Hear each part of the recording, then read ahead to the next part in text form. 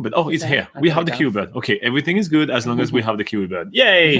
Hey guys, welcome to another live session from NZ Pocket Guide. If I am correct, I think it's live session number 82. And before we begin, a quick message to our friends living in the USA. Please have a good day today. Try to all and have fun. It's your day today. We all know that. It's your time to grab a Will Smith and go punch some aliens. We are wishing you all a fantastic 4th of July and happy Independence Day. Now, we are going to be answering all your questions about traveling in New Zealand because we kind of are the experts of traveling in New Zealand. But what are we the experts, Laura? Well, this is Robin and I'm Laura, and we're the team behind nzpocketguide.com, which is New Zealand's largest travel guide because it literally has thousands and thousands of articles to help you plan your trip in New Zealand. Whether you're doing a 2 weeks campervan road trip or you're doing a whole year on a working holiday, the website covers all the information on all that good stuff. But if you're not really into reading thousands and thousands of articles, you can also come to this live Q&A session we do every single Sunday at 8 a.m. New Zealand time. You guys can come along and ask your New Zealand travel questions. And for times around the world, like I say, it's 8 a.m. New Zealand time on a Sunday. On Saturday, that's in the UK and France, 9-10 p.m. In the US, that's also on a Saturday at 4 p.m. EST or 1 p.m. Is it the PST? Yep. In India, that is bright and early on a Sunday morning at 1:30 a.m. And in Australia, that is also pretty early on a Sunday morning at 6 a.m. Here you go. Sorry, I was just needed to take a breath. So if you do have any questions throughout the week, if you miss one of our live Q&A sessions, we also take your questions in the comments section of any of our YouTube videos. So we go through those during the live session as well. But of course, the best place to come and ask your questions is right now in the live chat. So ask away. Here you go. And for those that may get confused, it is not the 4th of July here in New Zealand. We are already the 5th of July, but we're just kind of a little bit ahead. We live in the future compared to you guys in the US. All right, so Kshitish says, waiting, come fast. What time did you wake up, Kshitish? You send that message way too early. Deep Tired Treat says, here, hey, how are you doing? Hey. Thank you for joining us. BJNG says, in the world, entire world must implement the proper, adequate, suitable, appropriate behavior in order for the entire world to clean up its act and itself together and to get its act together. I think you're thinking about recycling plastic, right, and saving the planet. I agree with you. That's good. Let's all recycle. It's Plastic-Free July at the moment.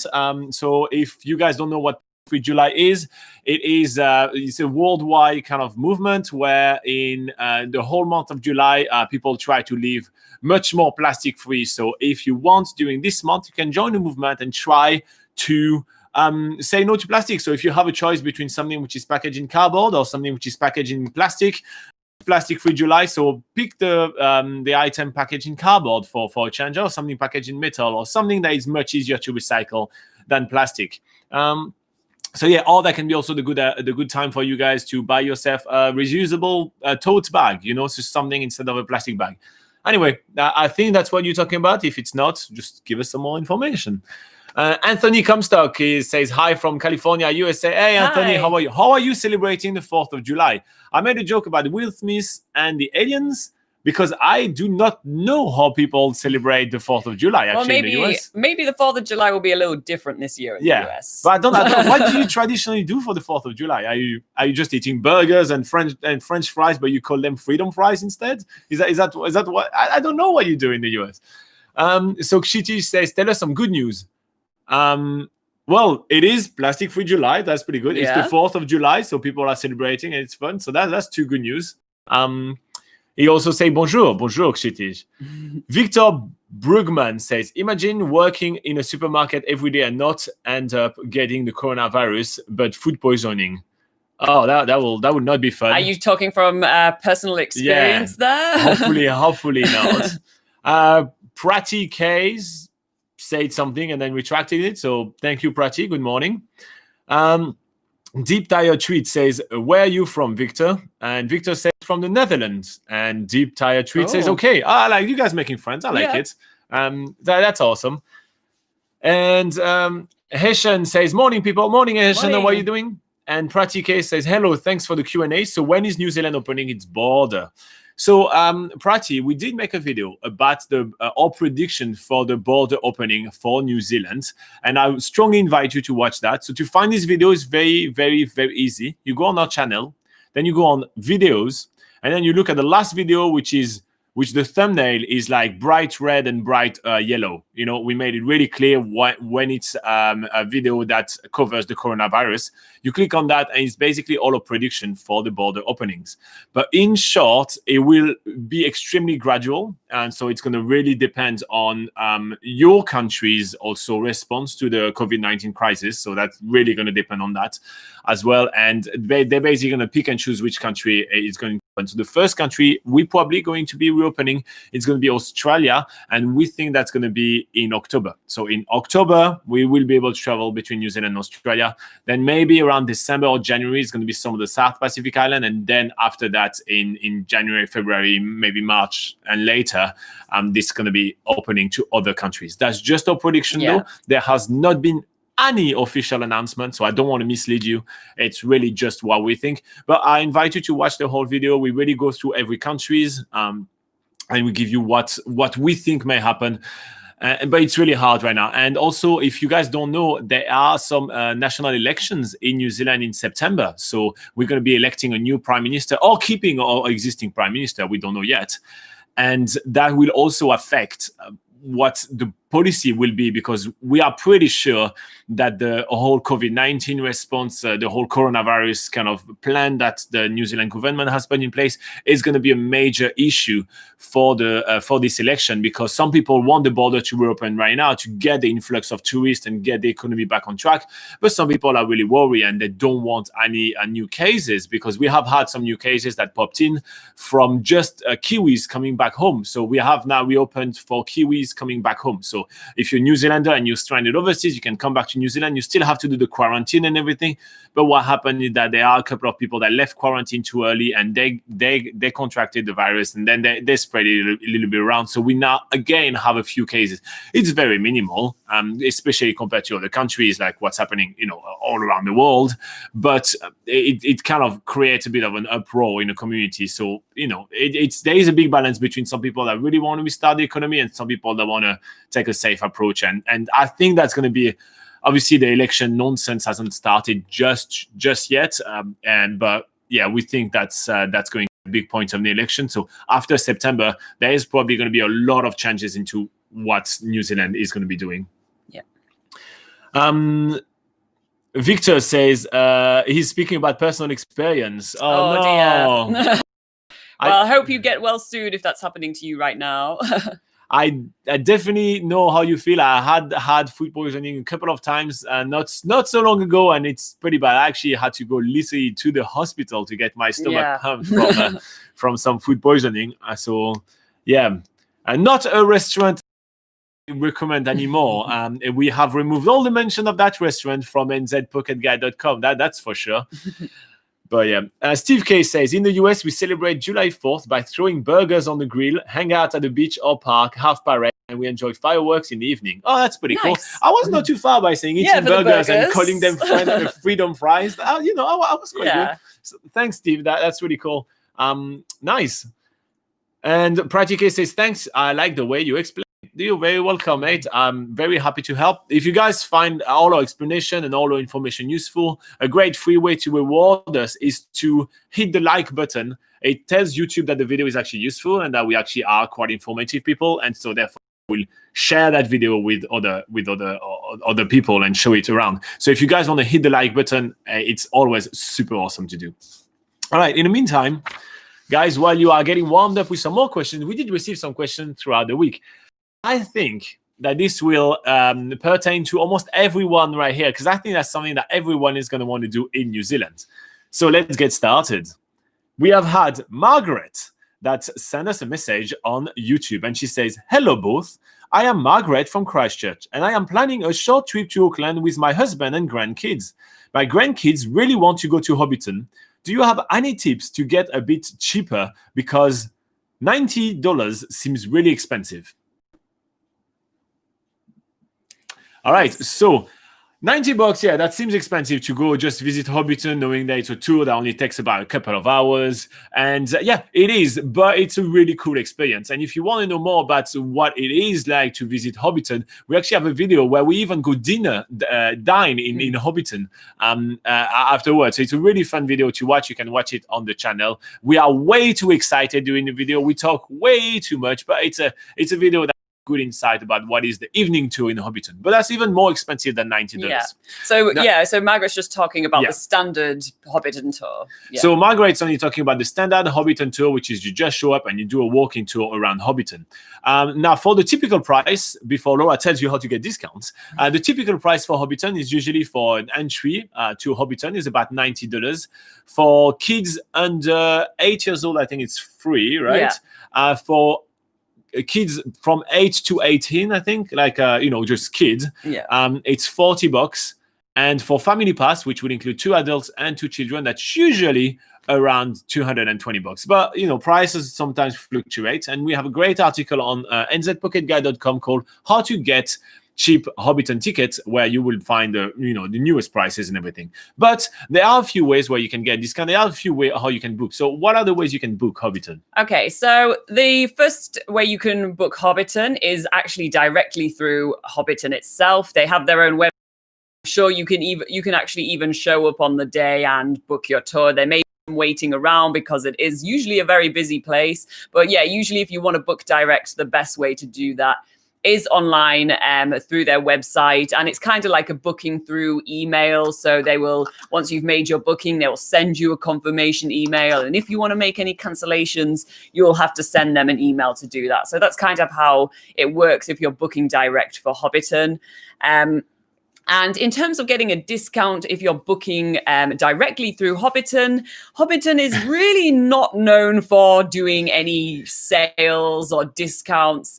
Usually their prices are very rigid. The only thing that is good value for money really with their ticket prices is, like Robin said, there's the adult pass, there's the youth pass, and then there's the children pass. If you buy those separately, they are quite expensive, but they also offer a family pass. And like Robin says, that costs around $220, well, $225. And those prices do tend to change, probably once a year. But yeah, if you are traveling as 2 adults and 2 children over the age of 8 years old, then it is a better value to get a family pass that saves you around 15% off off otherwise if you were to buy 2 adult passes and 2 youth passes separately. So that's the first thing to know. If you are traveling as a family, definitely look at the family pass. That's definitely worth getting. So other ways to buy Hobbiton tickets, especially online, and since we're on YouTube right now, we're guessing that most of you guys are, prefer to do things online. You can buy Hobbiton tickets through online travel agents. So there's loads of different websites that do this sort of thing, but one of them is a website called Klook, for instance. They have loads of different Hobbiton tickets. You can either buy them just separately, they're Hobbiton tickets by themselves. But the thing that we like the most about these sorts of websites is that you can often buy combos.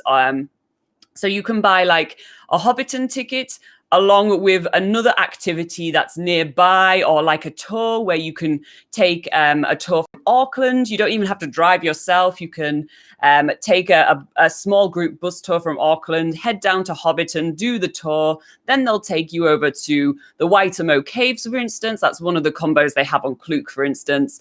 And you can do that, and they take you back to Auckland. So that's a way to sort of do a little bit more in the day, do a few combos, and get a bit of like a better value for money, because you do need to bear in mind that they're providing the transport, they are giving you the entry to both attractions, and they do also these sort of tours usually provide like snacks and water and stuff like that along the way, and you get a tour guide probably going to tell you a whole bunch of interesting stuff and do a few stops along the way. So that's kind of the benefits of booking a Hobbiton tour through an online travel agent like Klook, and doing sort of like a combo where you can sort of get more out, like basically make your money stretch a little further. So Also, I feel you're traveling with a family and you go coming all the way from, you're going to be, so you go from Christchurch, especially for you, Margaret, you're going from Christchurch to Auckland and you're going to stay a few days in Auckland. But even if anyone else is based in Auckland and want to get out of Auckland, going all the way to Matamata, which is where Hobbiton is, it's kind of a long drive. So you may want to make the most of it. And I think like going to Waitomo, doing a cave tour and then going to Hobbiton, it's really fun. And getting someone that's driving you like a bus driver, it gives you much more quality time with the rest of the family. So if it's you and 4 kids and 2 kids, right? So you're a group of 4 people, having someone driving and then, with the kids pestering in the back and everything, you have all your attention on the kid when the bus driver is doing all the driving. You stop at a few places along the way. You get to see the glowworm caves with the kids absolutely love. I mean, every time we go to the glowworm caves, they love it so much. So you get to do a few more things out of your day out. And that would be the best way to actually get a discount because it's included in the combo. Otherwise, almost every single time you're going to pay full price for Hobbiton. Yeah, and also bear in mind that online travel agents, if you are to book Hobbiton through an online travel agent, is that, first of all, usually if you do the first purchase on these websites, they do a little bit of a discount on your first purchase. Some of them have like loyalty programs. So you can, like, if you book a tour, you earn credits and that's money off your next tour that you book. So if you are planning on doing a few things in New Zealand, which to be fair, most people are, especially if you're traveling from overseas, you want to do more than just Hobbiton. And that's a way to sort of save on tours, after Hobbiton or before Hobbiton, that sort of thing. Because you will pay either the same price or cheaper. Plus, you'll get the extra loyalty stuff, which wouldn't be available. For example, Hobbiton wouldn't give you a loyalty deal for another tour, let's say, whale watching in Kaikoura later on or something like that. So it's just sometimes it is easy. I mean, we've been using those kind of systems sometimes. And we do a lot of activities, so we get some good rewards out of it. But, if you do get like a $20 off on your next bookings or something. So it was quite a good. I mean, I always take that. That's a discount that you would otherwise definitely not get if you are booking directly. And $20 is Hobbiton. two coffees and a nice little slice. It's always good. That's your coffee break on the way to Hobbiton. Exactly. There. So it doesn't seem much, but it's pretty good. And I think also another reason I would also book this sort of experience through an online travel agent is it's usually a little easier to book through these websites that are basically built for doing that. When you book, you get instant confirmation, or especially that's the case for Klook.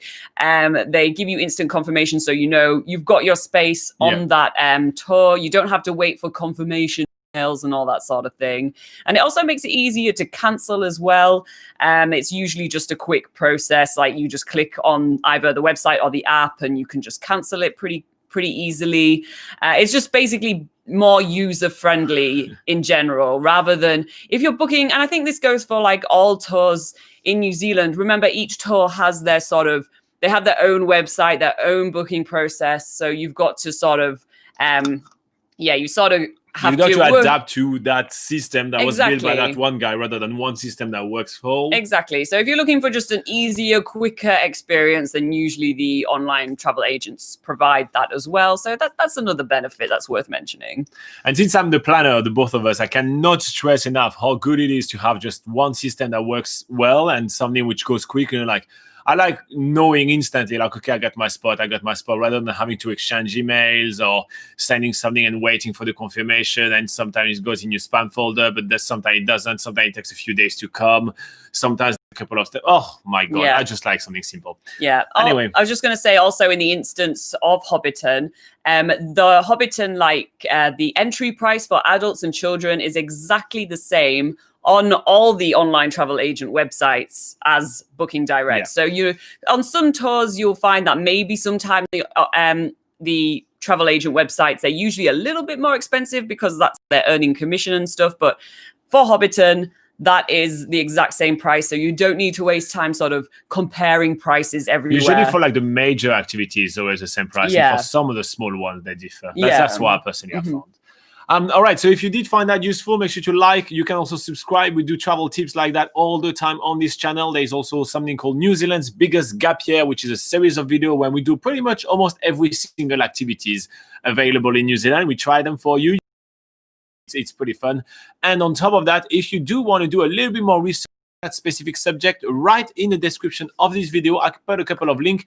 I think you talked about Klook, so I'll put a link to Klook. I'll put a link to articles about how to find a cheap ticket into Hobbiton, and I'll put a link to NZ Pocket Guide, which is the largest travel guide to New Zealand. It's nzpocketguide.com. It's entirely free for you to use. All right, let's move back down to the live chat. What is happening? Extreme Talota says, Moreno, guys, how are we? Doing really well. What does Morena means, Laura? It means good morning in the Maori language.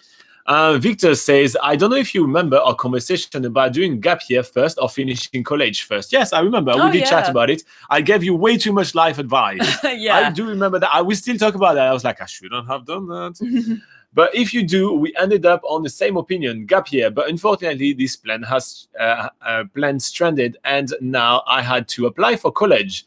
I think I like the study and maybe want to do my gap year mid-college. Is it a good idea? I mostly choose this because I wanted more certainty in my life. To be honest, I felt like my dream fell apart, and it's really depressing.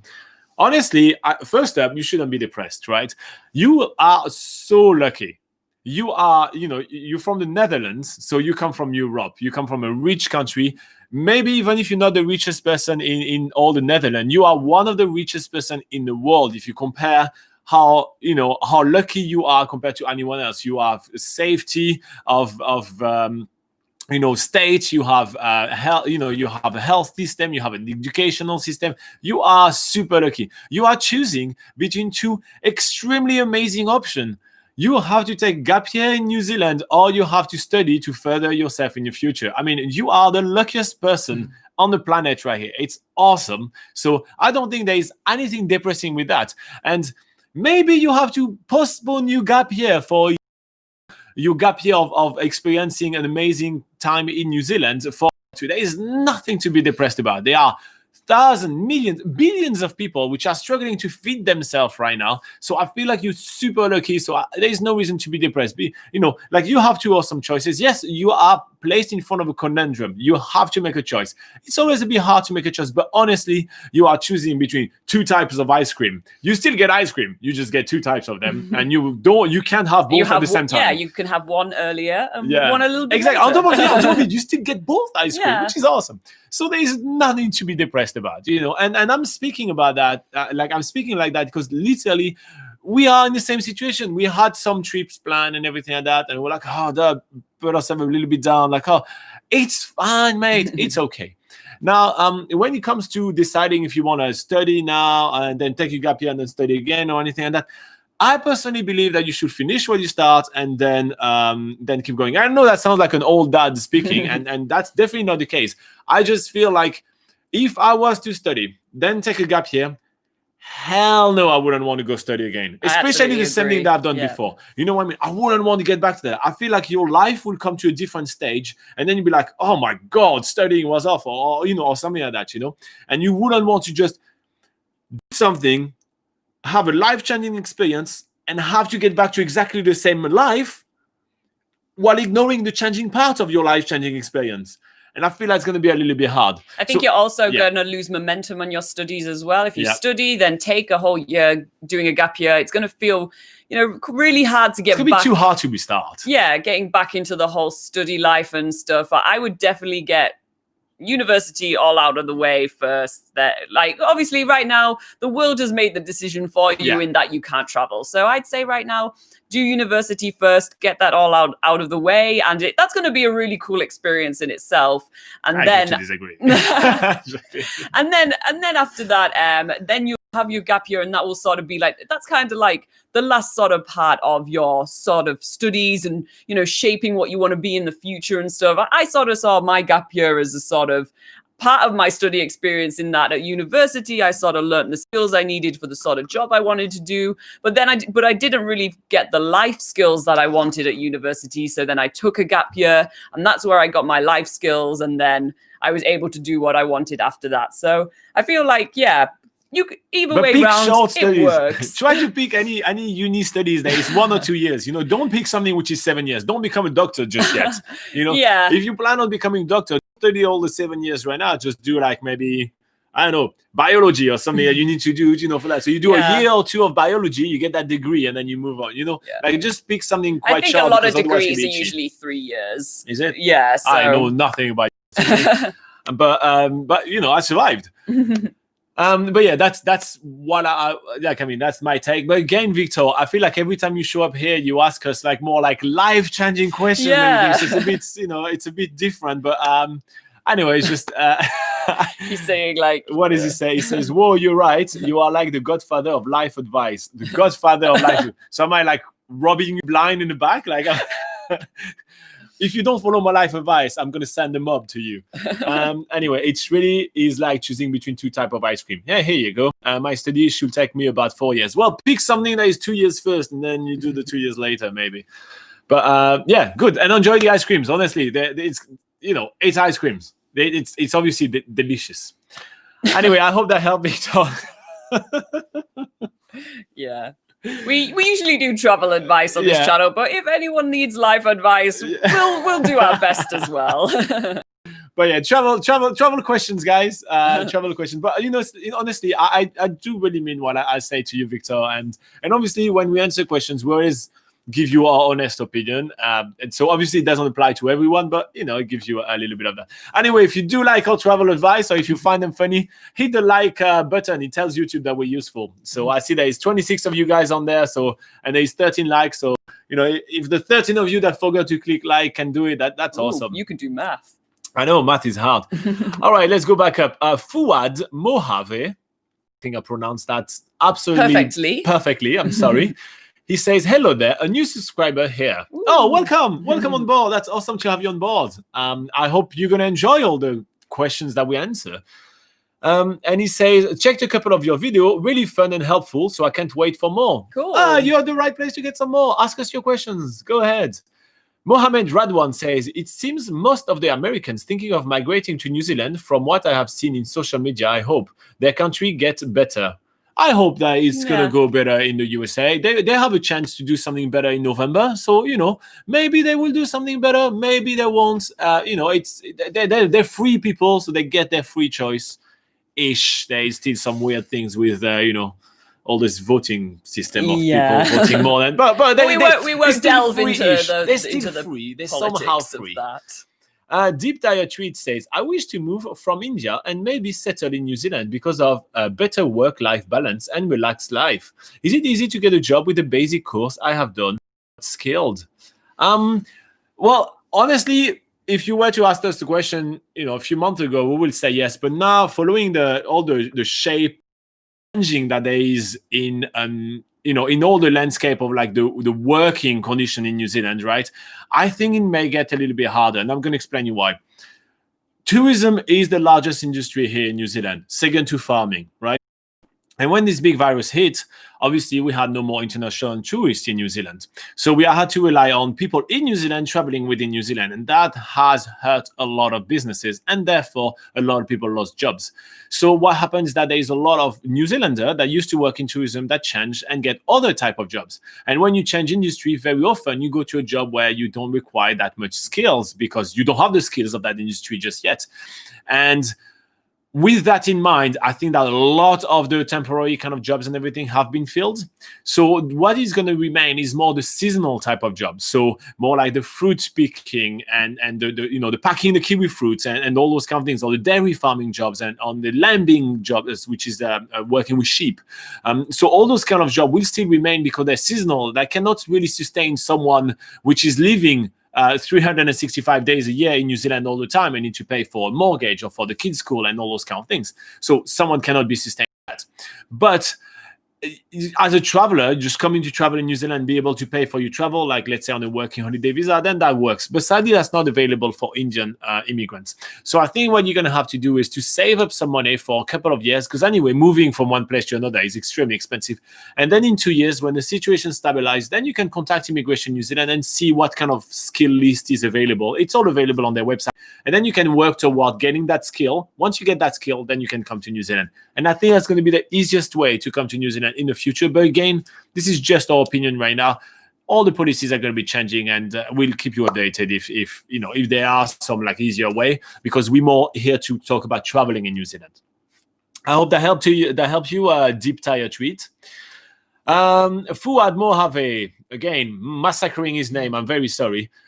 Question: Do you think $28,000 per year will be enough for a person in Auckland? No, absolutely not. That's not even minimum wage in New Zealand. So no, you definitely need about twice that to live in Auckland comfortably. It's very expensive to live in Auckland, and you should not accept a job that doesn't pay you minimum wage. To find out about the minimum wage in New Zealand, you can go on nzpocketguide.com, and in the work in New Zealand section, there's plenty of articles, and we mentioned the minimum wage. But do not accept any job in New Zealand which is below minimum wage. What you are talking about is below minimum wage. He's 30, that's Victor. We already read everything about Victor. Oh, thank you, Victor, for the donation. That's very generous of you. Oh, and a little heart. I like the heart even more than the money. Look at that. Oh, that's so nice of you.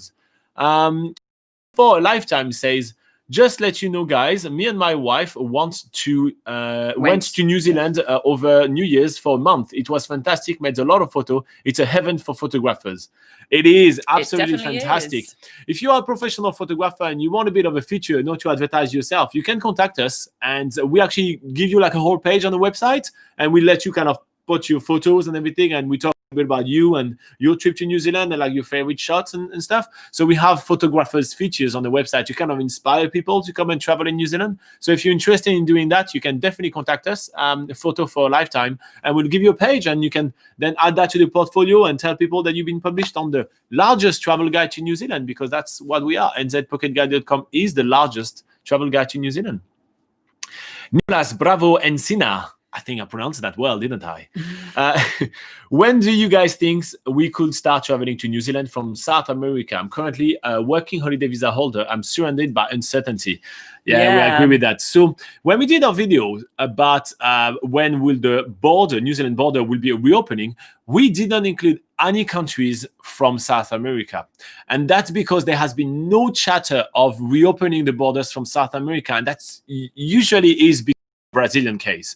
The fact that Brazil has still kind of like borders, they're permeable, let's say, and the cases are going absolutely crazy in there, and there is not that much control in there. It really scares most countries, most government organizations to reopen for South America. So as of right now, we really don't know when they're going to be opening. But when we did our prediction videos, we talked about all the way until like March, April next year. We think that South America may be after that even. So we don't think it's going to be before April next year. Hopefully we are wrong, and we would like to be wrong, right? And those are just predictions. They are nowhere near being, how do you say, government answers, official, right? Yeah, it's not official whatsoever. Yeah. It's our take on it. But we don't really think until at least April or later. That's what we think. And even if you're not from Brazil, the fact that there still is some travel between some of the South America countries, because it'll be harder to close the border, because I know how interconnected it is in South America. That's where we are at. Obviously, we don't know, and everything may change. You may have a cure tomorrow, and everybody's cured. I don't know, but this is why we didn't include South America, because we just didn't have enough information. And speculating with no information, it's useless. Yeah. So sorry to leave you again with more uncertainties, but that's just kind of the world we're living in when it comes to travel. Everything is very uncertain at the moment. But I hope at least we give you a little bit of framework. But that's our take on it. Alexandra Stovko says, hi.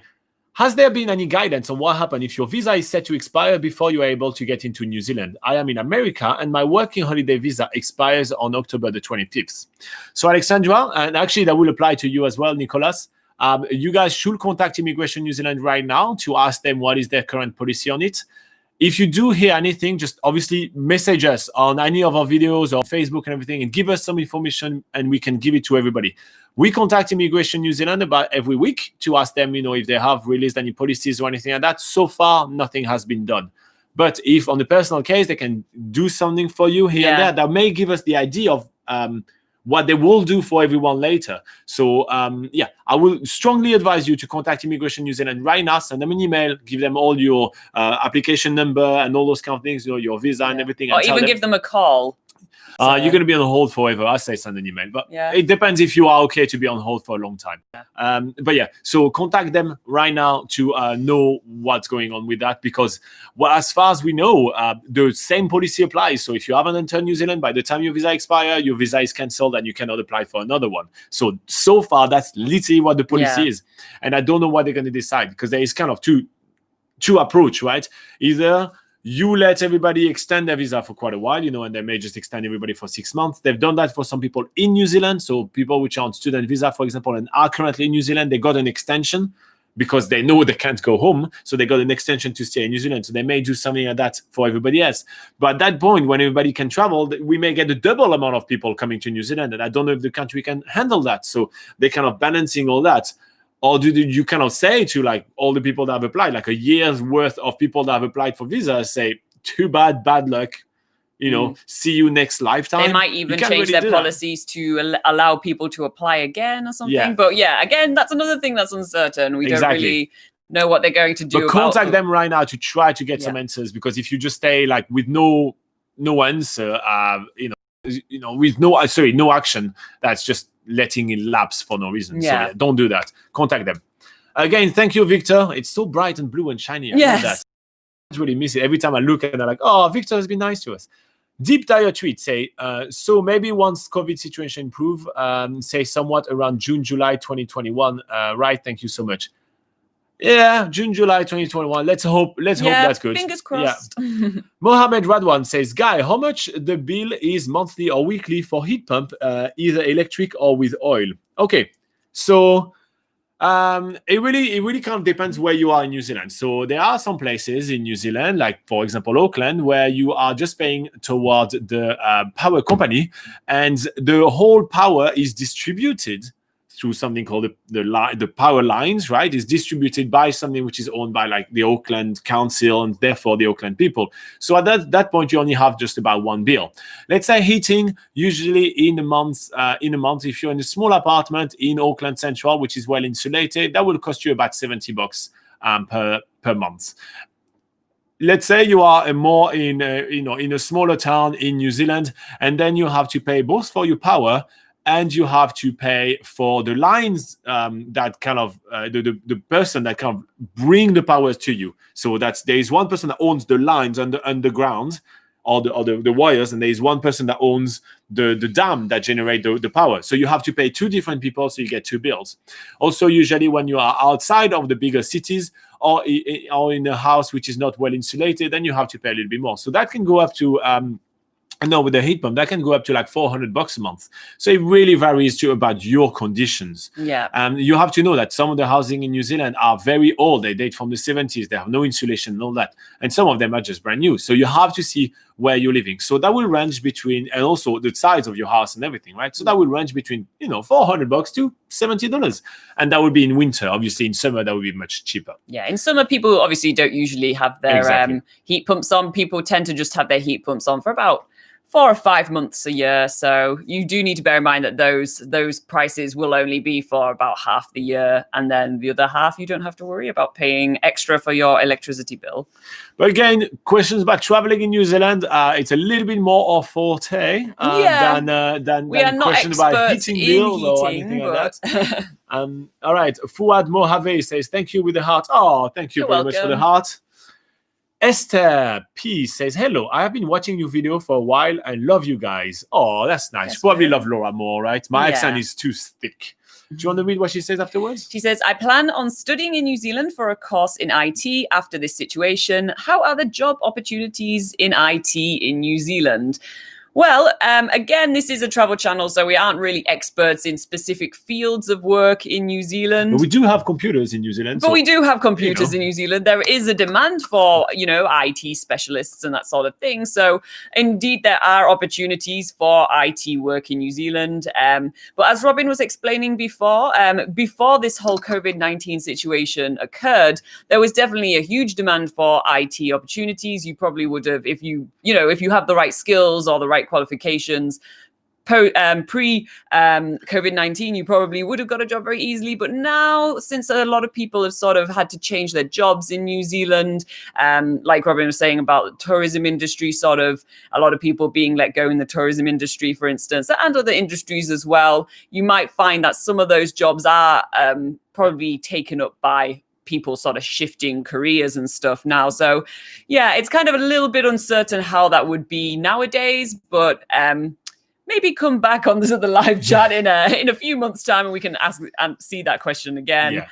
A great way to check if there are some jobs opportunities, because only like a lot of you guys are asking about job opportunities. A great way to do that is to search for job. On NZ Pocket Guide, you can find job listings. If you click on work in New Zealand, and on the drop down, there is job listings, and there is a lot of employers looking for more seasonal and traveler, more workers. If you are also wanting to look more professional job, there is something called Seek, SEEK.co.nz. It's a job search website. You can look there. If there are jobs in your profession and they're interested in your CV, then that means there is a chance for you. And there's also another website called TradeMe, TradeMe.co.nz, and then you check those and you check the listings, and you'll be able to see if you do have the skills that match the job listings, and maybe even apply to a few of them to see if they will respond to your CV. That's the best way for you to check the job market, to, rather than asking people like us, right? We don't know necessarily very much about your exact field. You know your field better. You know what kind of job you want. I don't know if you want to be an IT technician or a network technician or I don't know, a computer repairman. I don't know what IT means. So it can be everything. Or if you just install telecom towers, I don't know what an IT person does. So you know that better than us. So at that point, if you look on the job search website, then you'll be able to see if there are jobs available. Yeah. And I think that's the best way to evaluate if you want to move to a country or not, is to actually go there and go on the website and see that. And then after, I will also recommend to travel to New Zealand. Come, take a trip here, do some tourism here, see if you like the feel of the country. Because we do have some Indian friends actually that don't necessarily like the country. They came here, they were like, oh yeah, they want to immigrate. They got the immigration and everything, but now they're working on moving back home because they're like, yeah, New Zealand was okay. Yeah, that wasn't their thing. So yeah, I you got to know if you're gonna like the country or not. Yeah, absolutely. And I feel like moving straight away may not be the right thing. Yeah. It's just obviously our our opinion. You're more than welcome to come and move here if you want to. I just feel like doing a little bit of preparation will guarantee that you'll be a bit happier here or not. Yeah. Maybe Canada is better, or I like Canada. That was fun. That'd be cool though. Also, we do have a video on this channel, which is how to find a job quickly in New Zealand. And that gives you some tips on different ways to find jobs. And although you can't do all of those because you're obviously overseas, some of them, again, it will tell you about TradeMe. It might tell you, it will tell you some other ways to sort of see what sort of jobs are available, which you can just do online. So have a look at that video as well for some more tips. Yeah. But there's a ton of travel things to do in New Zealand. Anyway, all right, guys, we have another 15 minutes with you guys. So it's time for your quick fire question. Come on, ask us some questions about traveling in New Zealand. Good morning, Jazz Narula. How are you doing? You didn't show up late. You showed right on time. When we're back to answer. Yeah, you're all good. And Esther P say thank you. You're very welcome, Esther. So so ask us your quick questions about traveling in New Zealand. We're here to answer anything that you may have, that you may want to know. I know that at the moment it's quite uncertain coming to New Zealand, but don't worry about it. The New Zealand border will reopen at some point. You're still going to be able to travel to New Zealand. And the fact that there is a bit of a delay in between, like, you being able to come to New Zealand. So I know that Victor, for example, he was like, oh, all my plans are in shambles. Now I have a few years before I come travel to New Zealand. Just give you more time to plan your trip to New Zealand. It gives you more time to actually make the most of it. We do find quite often that a lot of people are planning a trip to New Zealand, and that means to them planning a rental car, maybe a couple of stops along the way, and their plane ticket. And that's basically it. But because New Zealand has so much to offer, there's so much packed in such a small space, you definitely want to have packed quite a lot of information into your itinerary to know where you want to stop. Yeah. You'll be really surprised how much you want to stop alongside the road when driving. Like, there's a waterfall here, and like a beautiful coastline there. Sometimes you just stop there and there's like some Maori carvings on the side of the road. There's a short walk, which is awesome. There's the beautiful reflective lake. I mean, there's just so much to see along the way that having extra time to plan your trip is just awesome. Yeah. And I feel like it's something that you should turn like this thing into an opportunity. It's great. You have the chance to actually be able more to plan time more. to plan. Yeah. And also like we had some friends come visit us the other day that they'd done some traveling in New Zealand for a few months, and they sort of said, like I took them on a short walk, and they sort of said, I kind of wish that we'd done more of these short walks when we were traveling in New Zealand. We just didn't really know where they were, or we just, we were driving and we would miss them. And it's kind of like, if they'd sort of planned and sort of knew where some of these other little sort of hidden gems are, which we do, we list everything sort of on the website. It's just requires a little bit of planning. And then that way you can actually make the most of your trip to New Zealand and leave with no regrets. Yeah, and that's why we started nzpocketguide.com. And that's why nzpocketguide.com, the link is in the description below, is all free for everyone because there is so much on offer. We want you to be all those things and not just go to those like 3 things that everybody wants to do. The Sky Tower, Hobbiton, Waitomo, and boom. There is so much in between. So know that. Yeah. Kshitish has a question. Do you want to read it? Kshitish says, Rob and Laura, please give me your fair advice. Shall I cancel my plan for honeymoon in New Zealand in December 2020? I don't think New Zealand will open its borders. Currently, there are 250,000 active COVID cases in India. So you did watch. I think you commented on the video, Kshitish. So I think you did watch our prediction. We don't think that New Zealand's border will open in December. We don't think that. So if it was us, we will seriously think about canceling our trip. Now, that said, I don't think I will cancel right now. It depends on what your fees are and everything. But I think I will look into October. And in October, I will decide if I cancel or not. I will wait until October, depending on what your fees are. Most of the time, they give you like, a month free cancellation or not, but it's really up to you. Yeah, take a look at your cancellation policy, things that you've booked so far, and but you shouldn't have booked anything that early. Did you book anything already? Is there anything that you actually booked and paid for already? Because if you did, well, that's really early booking. But yeah, so in my opinion, I will wait until October to see what the situation is, and then in October I'll decide if I cancel or not. That's actually what I would, if I was exactly in your shoes, I would do. Now, if you were to ask me right now, Robin, I have to make a decision today if I cancel or not. According to our prediction and our gut feeling, I will actually cancel today. That would be what I do. But it's literally just my personal opinion, and it's based on nothing else than my current gut feeling and the information that there is. Again, we have elections in New Zealand in September. They may completely change course and open the border to everyone. They may very well do that because that's going to be a political issue. So I don't know just yet. If I were you, I will wait October and then I'll decide then. If you ask me, I need to do something right now, I will do it. And I mean, you also need to consider your own safety as well. If you obviously come to New Zealand means you're going to airports, which is kind of where a lot of people from a lot of different places are coming together. And you need to consider who are you going to see when you get back home, just also. To be fair, if you haven't booked anything yet anyway, because you just said he hasn't booked anything yet. So probably the only thing that you've booked was your time off of work. Talk to your boss and say, listen, I can't go to my honeymoon right now. Do you mind if, I change my time off and I get my time off later on? That's the only thing I will be doing. Yeah. If you haven't booked anything just yet, leave it up in the air. Book in October if you decide and see later, or book way last minute. Don't worry. People are going to be, the New Zealand tourism industry is going to need your money. So they'll take your money without any question. Don't panic. Yeah.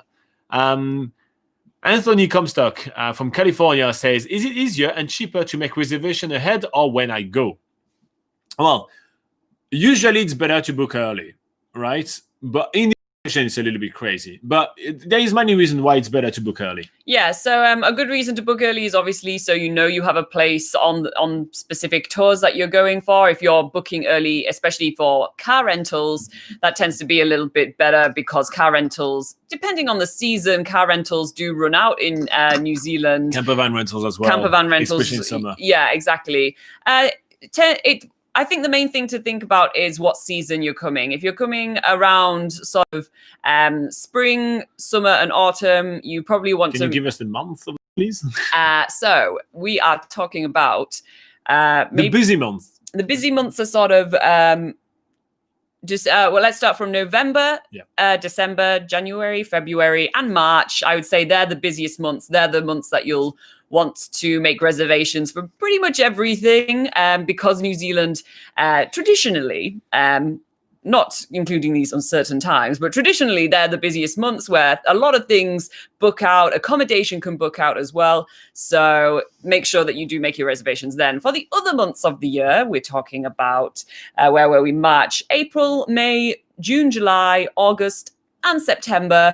They're the months that you usually can be a little bit more flexible. You don't have to make all your bookings straight away. If you're certain you want to go somewhere, then by all means make the booking, but you can generally be a little bit more last minute, or even show up to some places and just be like, hey, do you have a room? That usually works a little bit more in those months. But when we're talking about the busy season that Laura was talking about, right, you have some like iconic activities like Hobbiton. We've been talking about Hobbiton a lot today, but Hobbiton is usually really popular, especially in summer in New Zealand. So you will have an entire day when there's no tour available. Sometimes the case for the Waitomo Caves as well. You have the entire day when there's no tours available. Yeah. So you've got to book early.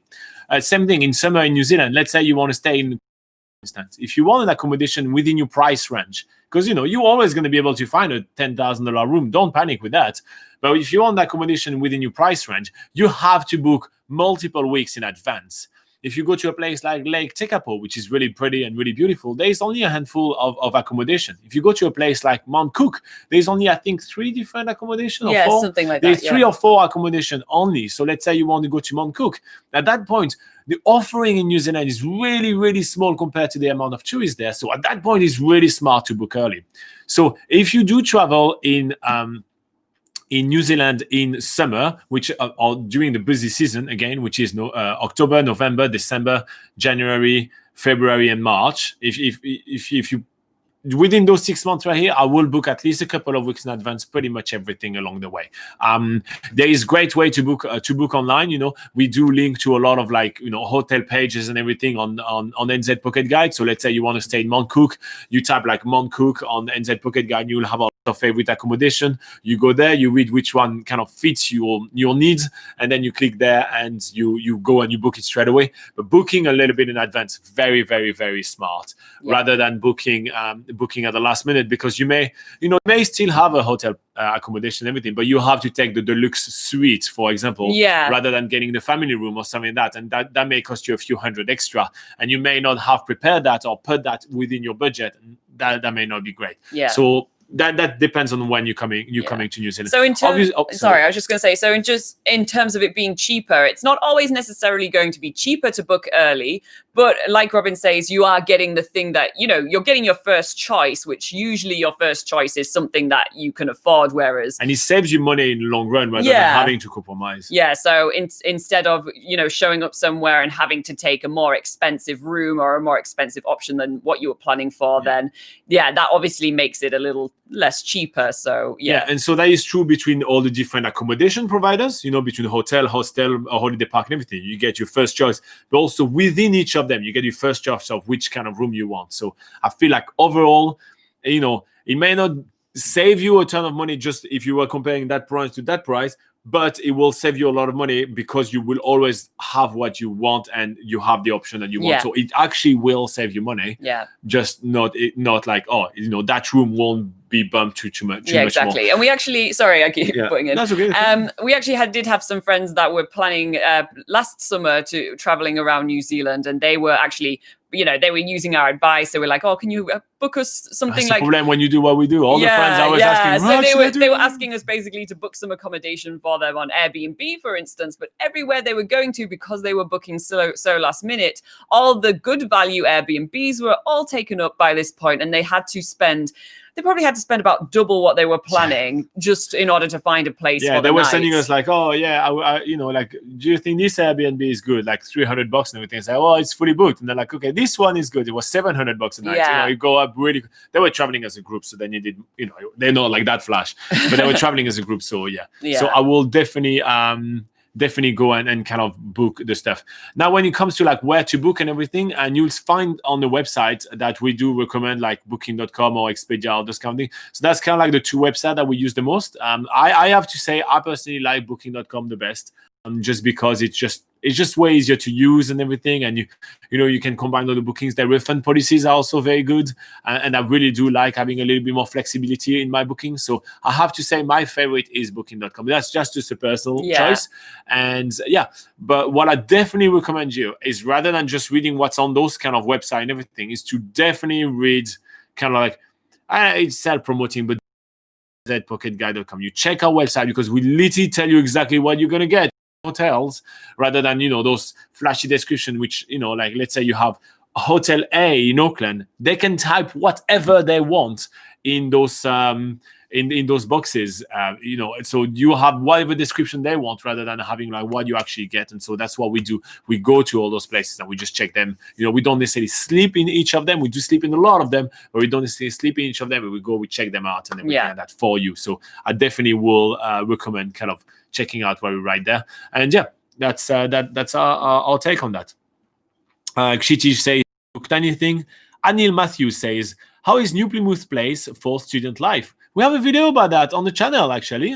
So if you just type New Plymouth in the search bar of our channel, or if you type New Plymouth NZ Pocket Guide, we have a whole video when we talk about New Plymouth as a student place. It's very artsy. If you like surfing, there's some surf spot nearby. The city is kind of easy to navigate and everything. It's quite a cool town. Yeah, it is. There is some public transport and everything. So I think you kind of gonna like it. New Plymouth is a cool place.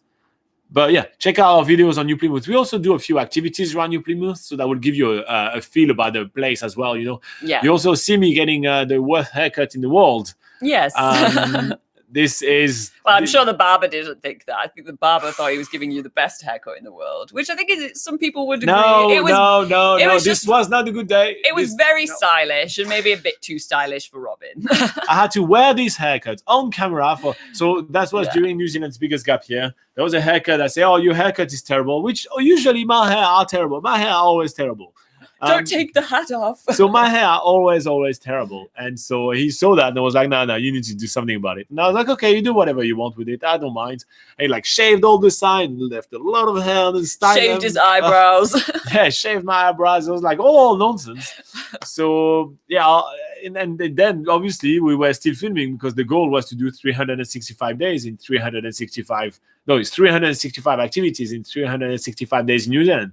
So we couldn't stop. So I kept on wearing that haircut the whole time until it grew back, which actually shows you how we don't cheat. It was actually the truth. We did 365 days. You can see the hair growing bigger as it went. So that was quite fun.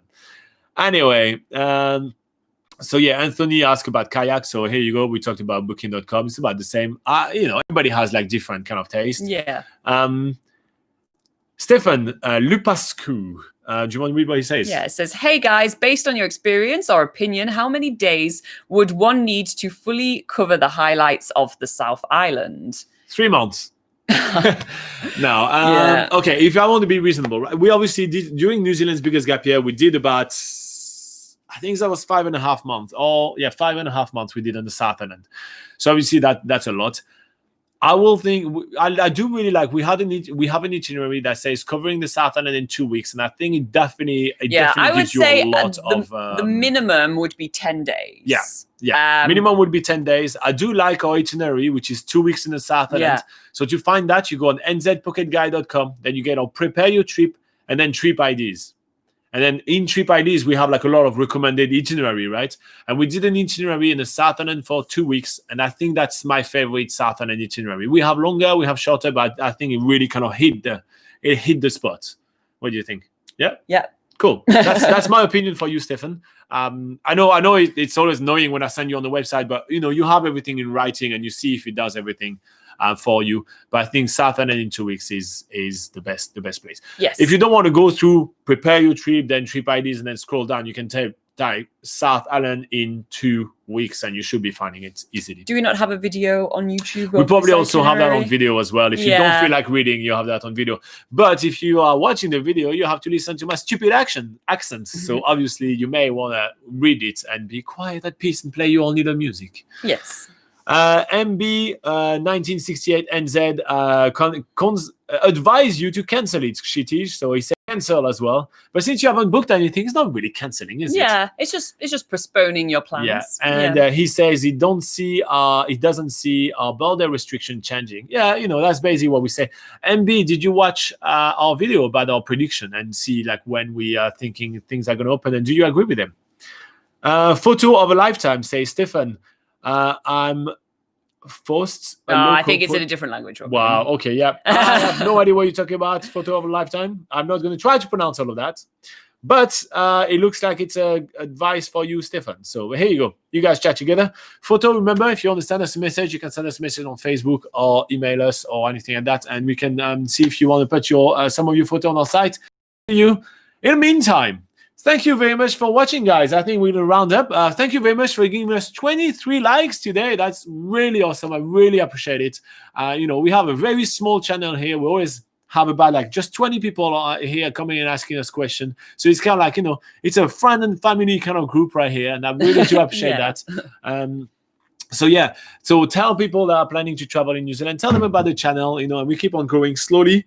But, so we can still call each other. With by names and everything. Oh, cool! You already emailed me. Awesome. Sweet.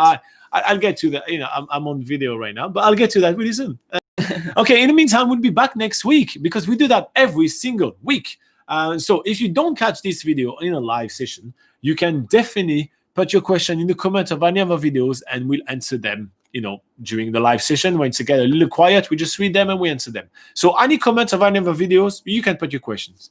But if you want to join us live, it's much more fun. We hang out together. We chat about a lot of stuff. We give life advice to someone called Victor. Yes. It happens about once a month. We get life advice, job advice, all sorts. About once a month, there is the Victor episode. I think we should do the Victor episode. Victor special. Yeah, Victor special. He pops in and asks me for life advice. And then I feel terrible about giving him life advice without knowing him too much. Oh, 28 likes, guys. You guys are awesome. Anyway, but this is the time when we... Oh, wait, Michael asked. Hello, from California. I had a question. So when do the border will open? Will I just need my passport and an NZDTA? So if you're from the USA and you come just here as a tourist, yes, that's all you need. You just need your passport and an NZDTA, and you can travel in New Zealand and just enjoy visiting the country for, I think it's 3 months, the basic visitor's visa. But yeah, you just need that, and you come and you enjoy and you have fun. I will suggest you also have a little bit of preparation. Have planned a little bit your trip, as we mentioned a lot on the channel. It's always good to have a few things planned. But yeah, that's all you need. I hope that helped you, Michael. And if you have any more questions, Mr. Michael Double, just pop in the next week, and we also we will be here to answer your questions. And then Dihan says, which is the best university in New Zealand according to you? We haven't been to any of them. No idea. We have not studied in New Zealand, so yeah, we obviously we're more experts in travel in New Zealand, not in study in New Zealand. But if you go on NZ Pocket Guide and then you click on Work in New Zealand, there is a section called Study in New Zealand, and then we are giving you a quick rundown of all the biggest university in New Zealand. That may just be a good starting point for you to understand what's available and then start doing your research. Yeah, it's by no means you should be choosing your university, but a good starting point. NZ Pocket Guide can give you the facts of each university, but in terms of our opinion, we don't really have one. Yeah. So nzpocketguide.com. Then, and there is a link in the description below. Then work in New Zealand, then study in New Zealand, and then just read that and then start your research from there. Cool. All right. So we were saying we'll be back next week. It's on Sunday at 8 a.m. New Zealand time. And around the world, it's probably on Saturday. You say it, yeah. So on a Saturday, that is in the UK and France, that is on that's at 9 or 10 p.m. Also on a Saturday afternoon in the US, that is 4 p.m. EST and 1 p.m. PST. In India, that's bright and early on a Sunday morning at 1:30 a.m. Yep. And in Australia, that is also early on a Sunday morning at 6 a.m. All right. Thank you very much for joining us another week, guys. We will see you next week, bright and early at 8 a.m. New Zealand time on Sunday. In the meantime, any of your questions, you know that, put in a comment of our videos. We're always happy to help. And yeah, share our channel, share our videos. You guys have been awesome. I can't believe you guys give us 28 likes. I think that's the most liked live video we've ever had. That's awesome. You guys rock. All right. Bye-bye. See you next week and stay safe.